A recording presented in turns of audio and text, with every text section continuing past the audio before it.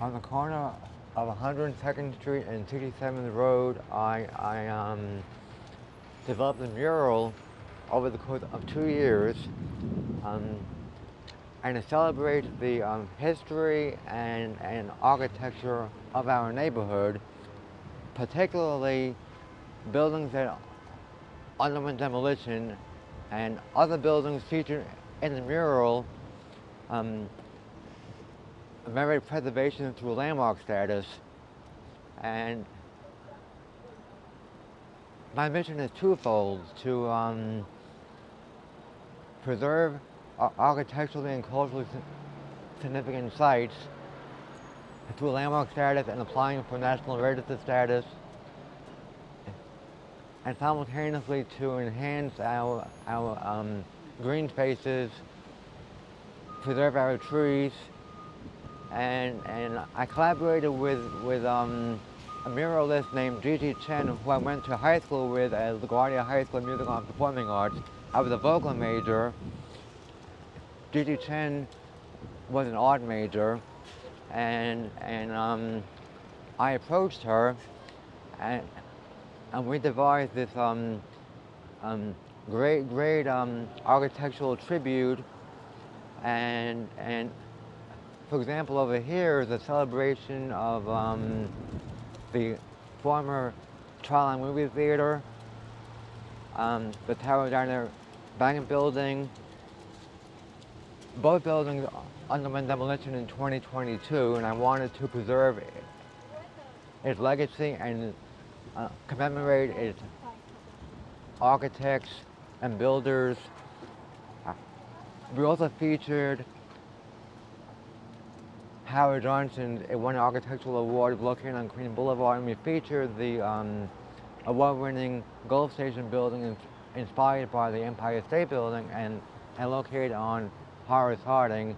Getting back to Howard Johnson's, it featured ballrooms and this incredible mural I saved. And a year ago I went over to Massachusetts, and Hugh Kelly, who was 90 years old a year ago, saved the murals initially. It was located in the rotunda and painted by a famous muralist from Paris, Andre Dorenceau, and that was located inside the Howard Johnson rotunda along a spiral staircase, and right over here, Georgian colonial style. It features the signature orange tile roof, a beautiful cupola, and the Eckentine medallions and pilasters, and a portico and sculptures, and it was very regal. It was truly the epitome of fast food, and picture fast food in an elegant ambiance, and very sadly it underwent demolition in the 1970s, and it was replaced by a black glass office tower, 9525 Queen Boulevard. And I also admire the Art Deco sign over here, and the Howard Johnson logo is incorporated, and I also advocated for the preservation of Forest Hill Stadium, and I won a grassroots award by the Historic District Council in 2014. I spearheaded a movement to help save Forest Hill Stadium from demolition. So in the case of this mural, besides featuring demolished structures and paying tribute, it's also celebrating our history, such as by featuring Forest Hill Stadium alongside a Frank Sinatra ticket stub and the original shaped Davis Cup ticket from 1923 in anticipation of the development of Forest Hill Stadium. And we're also celebrating the history uh, and hoping to acquire landmark status for the Midway Theater in the Forest Hills, named after the World War II Battle of Midway, and designed by a famous architect who designed over 200 American theaters, Thomas White Lamb, in partnership with Simeon Charles Lee, who designed theaters mostly in California. And, and it does seem very much Hollywood inspired and inspired by the 1925 Paris Exposition, the advent of modernism, Armadillo Theater that opened up in 1942. And we have over here on top the famous Hollywood Lanes bowling alley. I used to have 30 lanes in the lounge. It's a combination of Art Deco style and mid-century modernism, also designed by Philip Birnbaum, who designed an entire section of Forest Hills. And he named buildings after presidents and other dignitaries. And he designed the Howard Apartment, the Kennedy House, so many buildings citywide, and I had the privilege of knowing his family. And his daughter, Dara Birnbaum, who was a friend of mine, passed away recently, and I feel honored to have met her, and we did a presentation together at Forest Hill South, another award-winning development. And I'm also in correspondence with Philip Birnbaum's son, Robert Birnbaum, who's a doctor, and I want to show over here the former Perlman movie theater. It was named after the Perlman monument of the 39 World's Fair, and you notice over here how it features the Perlman monument in mosaic tiles of the ticket booth and a 3D interpretation of the Perlman monument on a terrazzo mosaic floor featuring chevrons. I only had certain photos in black and white. Certain facades underwent alterations, in certain cases complete demolition, so I never photographed certain properties. So I used a combination of AI software, My Heritage app, and I researched the period colors, and I used clues from the existing building facades if they existed recently, and we matched up the colors as accurately as possible. And right over here is Joseph Unger's interpretation of the Persian monument as a rectangular vertical tower featuring glass blocks. Glass bricks were very popular in the 1930s and 40s era. Even in the 50s, it kind of has a South Beach feel to it. It was inspired by the 39 to 40 World's Fair in Flushing Meadows, Corona Park. It celebrated culture and technological innovations, and we were fortunate to have this beautiful building until 2022. One of my dreams is to have this building replicated and consolidated with a performing arts center and have a dinner theater component as well. There's so many possibilities, and I'm hoping that our politicians would lend a helping hand. I recently submitted a proposal to Borough President Donovan Richards' office and Art Director Philip Perlman, and I'm hoping that we can have a version of the Perlman Theater built in Flushing Meadows, Corona Park. And it would be ideal. And we see over here how This over here is the Perlman Monument, the Perlman Monument, George Washington over here, and the Fourth Freedom sculptures over here. Beautiful how everything came together in terms of tradition, history, art, architecture, technology, and culture at the 39 World's Fair and the 64 World's Fair as well. And many buildings in our neighborhood, it was inspired by the 39 World's Fairgrounds. There's one building in Forest Hills that actually has the Perlman Monument in terrazzo on its lobby floor. And the spire over here and the tower bears harmony with the Perlman Theater, and it resembles in certain ways the Empire State Building as well. And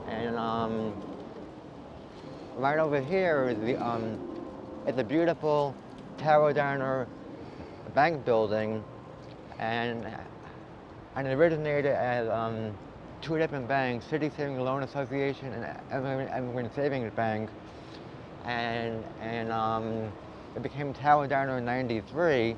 You used to have over here a beautiful clock tower, cupola as well, and it was very sadly demolished in 2022.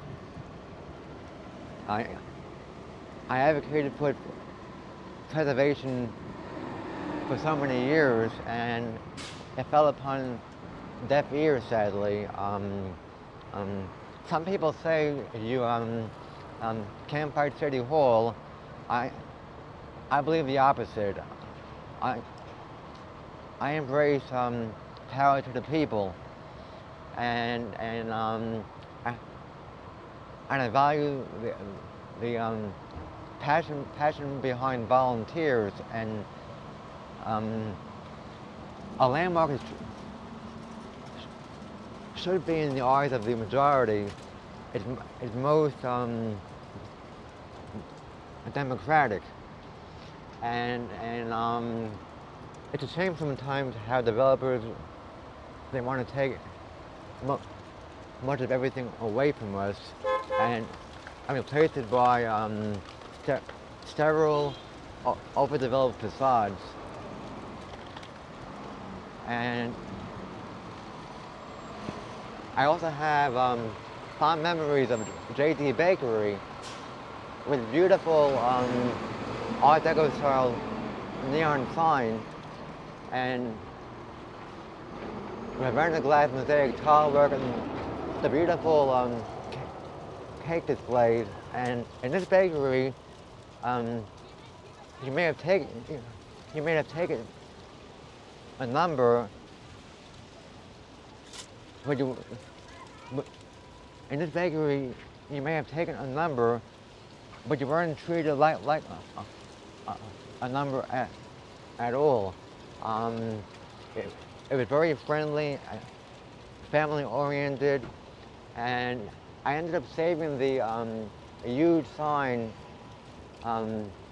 and I broke a deal to save certain diners and earn a nickname Diner Man. I saved the Moon Diner and the Cheyenne Diner, and simultaneously J.D. Bakery in 2009.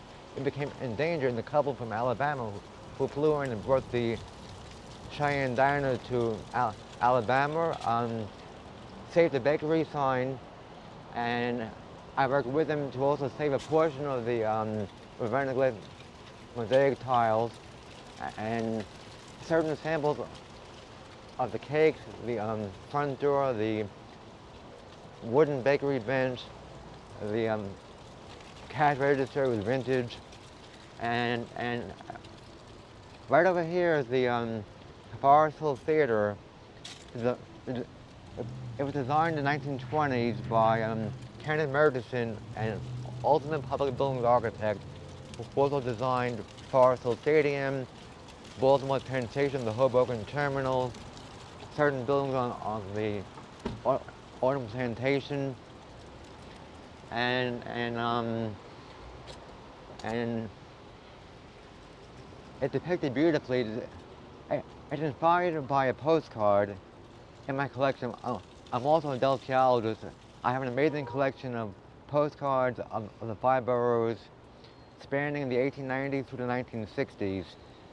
So the entire mural has a postcard-inspired feel to it. And the Forest Hill Theater is where Helen Keller made a presentation over here, and Roger Williams gave autographs over here.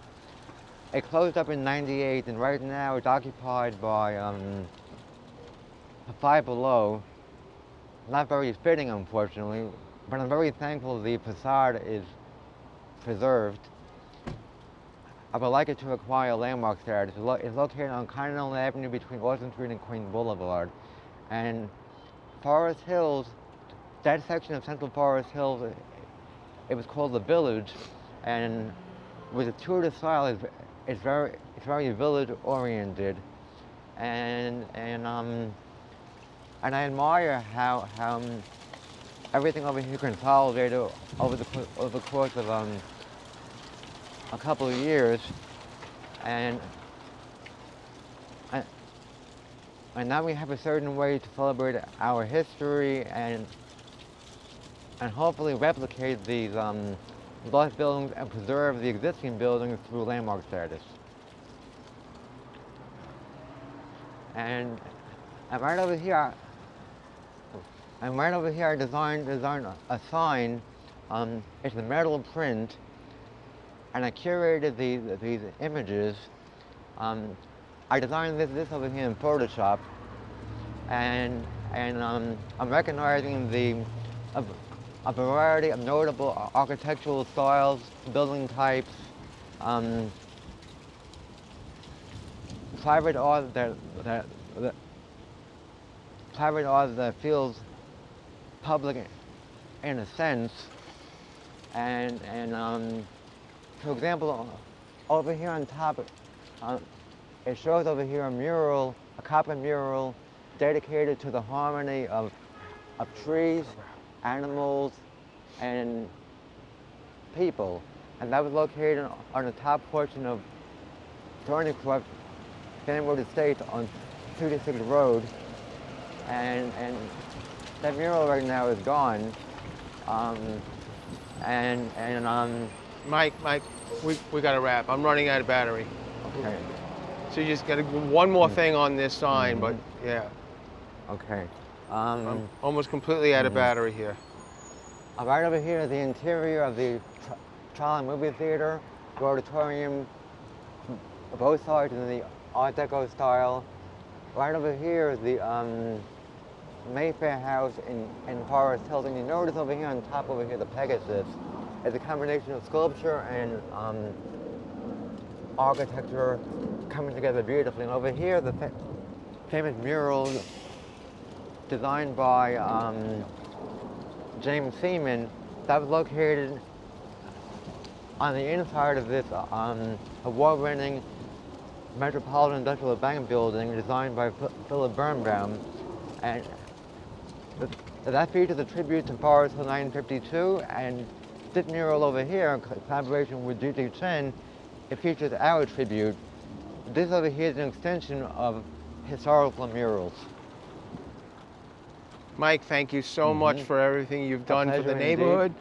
And thank you so much for the wonderful tour you've given us today of the trees that you've donated and your exquisite mural. Thanks. Dedicating it, all your time and effort to Forest Hills. I love it. It's my pleasure as always.